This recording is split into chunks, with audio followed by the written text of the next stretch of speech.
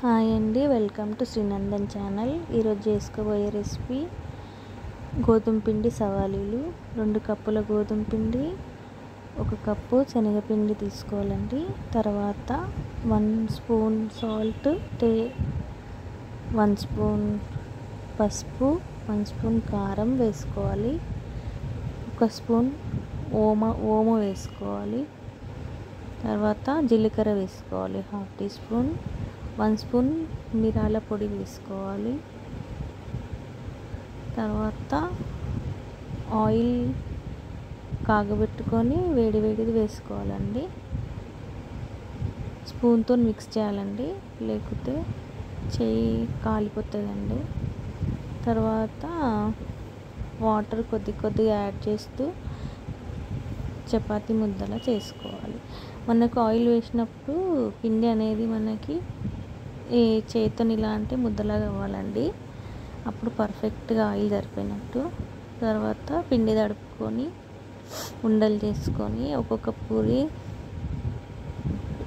చేసి ఆయిల్లో deep fry చేసుకోవాలండి. సవాలి పూరి బాగుంటుంది.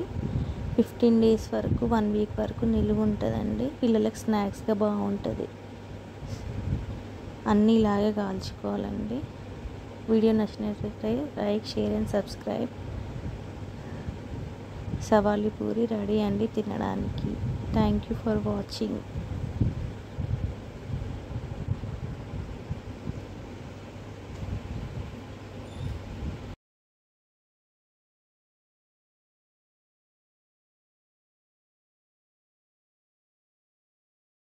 Hi friends, welcome to Srinandan channel.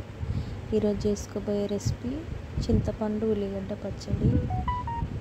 దీనికి 1 స్పూన్ జీలకర్ర, 1 స్పూన్ నువ్వులు, 1 స్పూన్ పల్లీలు వేసుకోవాలి.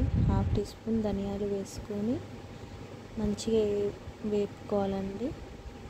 తర్వాత 1 ఉల్లిగడ్డ తీసుకొని దాన్ని కూడా ఆయిల్ వేసి ఫ్రై చేసుకోవాలండి.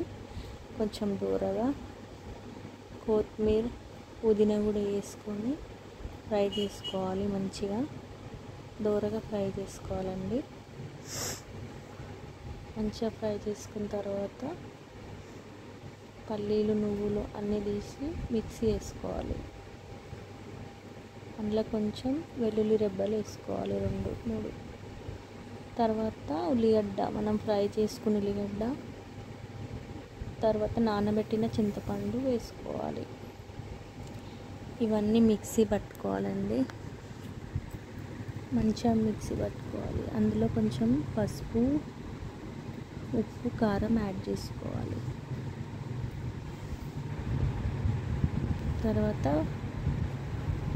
ప్యాన్లో ఆయిల్ వేసుకొని ఆవాలు వేసుకోవాలండి. ఆవాలు వేసుకున్న తర్వాత కొద్దిగా కరివేపాకు వేసుకోవాలి. తాలింపులో కరివేపాకు వేసుకోవాలి. పచ్చడి బాగుంటుందండి. కొద్దిగా కరివేపాకు వేసుకొని మనం మిక్సీ పట్టిన పచ్చడి వేసుకోవాలి. అంతే, రెడీ. చింతపండు ఉల్లిగడ్డ పచ్చడి రెడీ. వీడియో నచ్చినట్లయితే like, share and subscribe. Thank you for watching. Bye.